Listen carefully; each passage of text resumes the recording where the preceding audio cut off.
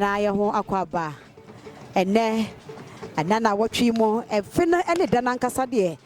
ayojefo bosome da to so 6 February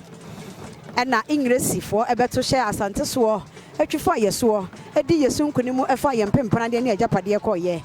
obroni na odi sase nanimo na ayese gnant Wesley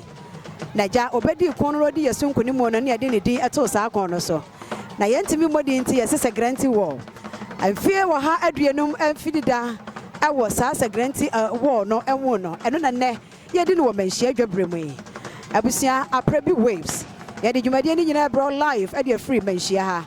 enyo afide ni free ha fisa mamra ni amane ni bunumo enkura hodo e sha asante ase nyina da emfa ho ne mantam a ewo mu wonom nyina duru ha e ba besom e ba bedi sa afidi dai e de akai babia ye free ya enne asante aye asante atratre asante aye kase ya enenti ye ho aye nibre ye kon ye di bi so ebedi ye so na de ye nigisam ewo enna fidi de mo ne se ebra wonom be twifa ye so ya wonom efa ye japade ko ye no ennei ajapade no aba beduru ye de aba ye de bro sante hene enne ho dwaboni ba fidi no enna Aprebi waves na hwede ye tuemu o hene yere ajoa Aprebi enemedi